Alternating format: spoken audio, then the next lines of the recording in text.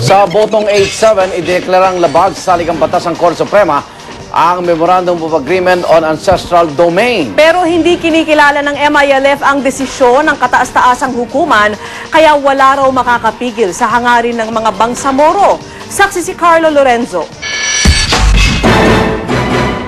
Labag sa konstitusyon ang Memorandum of Agreement on Ancestral Domain. Sa botong 8-7, yan ang naging desisyon ng Korte Suprema sa kontrobersyal na kasunduan.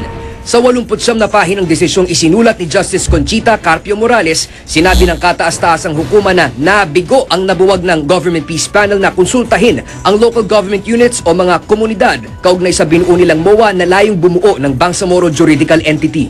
Labas din daw sa saklaw na kapangyarihan ng Peace Panel ang paggarantiya sa MILF na maaamyendahan ang konstitusyon. Kabilang si Chief Justice Reynato Puno sa 8 sa 15 mahistrado na nagsabing unconstitutional ang MOA. 7 naman sa Supreme Court Justices ang bumoto para maibasura na ang petisyon ng mga local government officials dahil moot and academic na raw ang petisyon.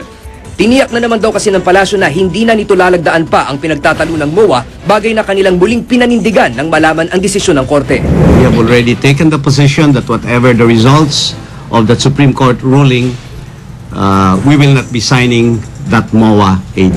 Meron pa rin pangangailangan na desisyonan ng Korte itong kaso nato, miski na hindi man natuloy yung MOA AD, hindi naman ibig sabihin na hindi na mauulit yung mga pagkakamali na naganap. So para ma-avoid ito, dinisyon na ng Korte.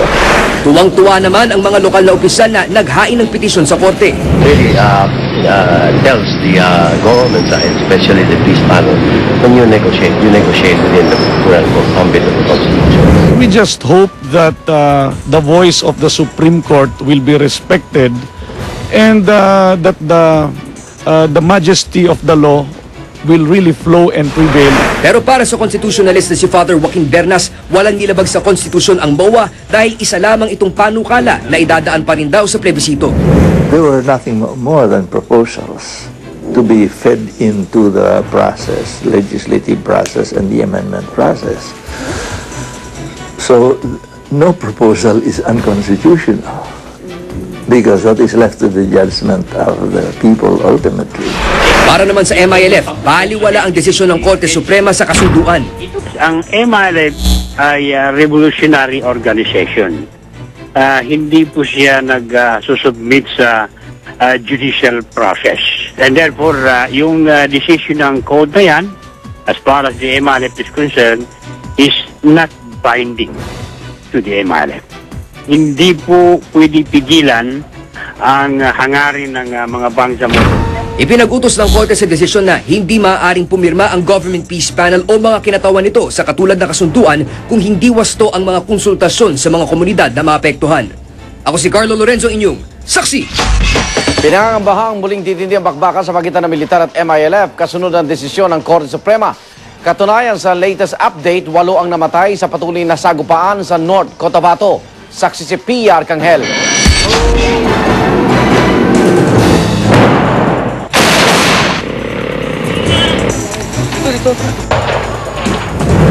Sariwa pa rin sa alaala ni Governor Leo Ocampos ang hirap na dinanas nila sa Mindanao nang sumiklab ang tensyon sa pagitan ng mga rebeldeng MILF at ng militar.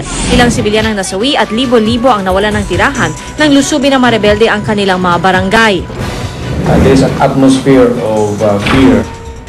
At kasunod ng pagdedeklara ng Korte Suprema na unconstitutional ang Memorandum of Agreement on Ancestral Domain, muling nabuhay ang kanilang pangamba na baka sumiklab muli ang tensyon.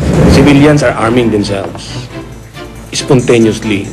And this is what we worry also because kung hindi ito ma-regulate, if hindi ito ma-control, we will have bigger problems in the future. Pero kung ang militar ang tatanungin, hindi na raw dapat pangambahan ng malawakang kaguluhan dahil kontrolado na raw ang sitwasyon. Yung ibang commanders other than those identified kina Kato, tsaka kina Bravo, tsaka they got instructions to get orders from the central leadership of MILF. So, nawag sumama. Patuloy din daw ang pagtugis kina Commander Bravo at Umbra Kato.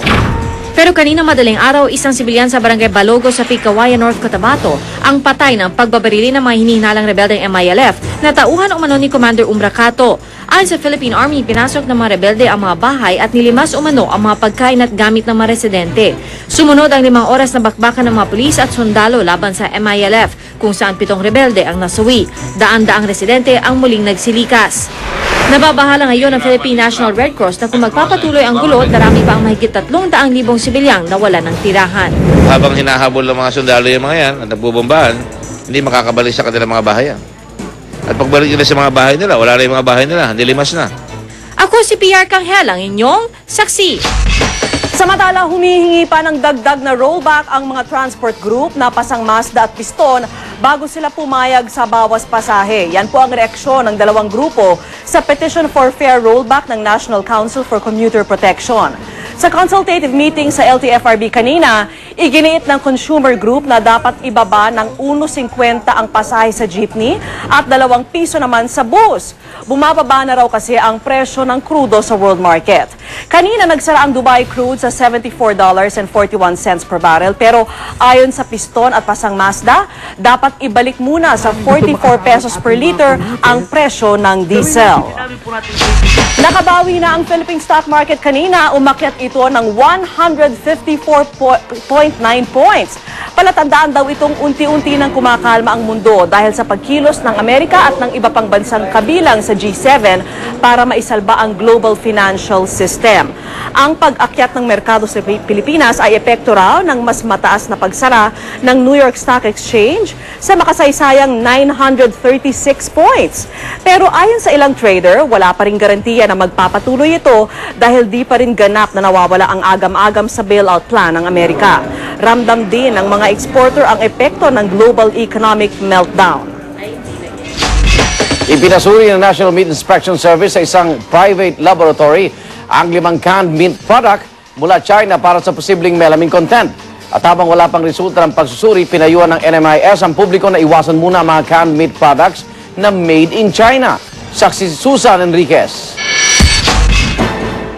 Di ba nga natatapos ang melamine scare sa mga milk product na galing China, mga dilatang made in China naman ang pinapangambahang kontaminado rin ng melamine. Noong nakaraang linggo, isinumite ng National Meat Inspection Service o NMIS sa isang private laboratory ang sample ng 5 processed meat product upang alamin kung may halo ang mga ito ng melamine. Di kasi tulad ng BIFAD, walang kapasidad ang NMIS na magsagawa ng kanilang sariling pagsusuri. Ayon kay Attorney Jane Bacayo, Executive Director ng NMIS, makikita pa rin sa merkado ang mga ipinasusuri nilang produkto. Kaya sakali raw magpositibo sa melamine ang mga ito, the next thing that we will do is to have the product recalled in the market. Habang wala pang katiyakan sa kaligtasan ng mga Chinese-made canned meat products, may payo ang NMIS sa publiko. I advise the consuming public to patronize our luncheon meat products.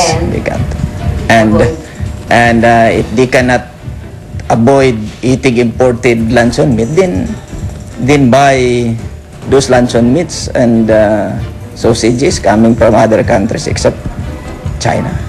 Ang mga mamimili naman, doble ingat na rin sa pagbili ng mga dilatang karne. Food, hindi na muna. Kahit ano?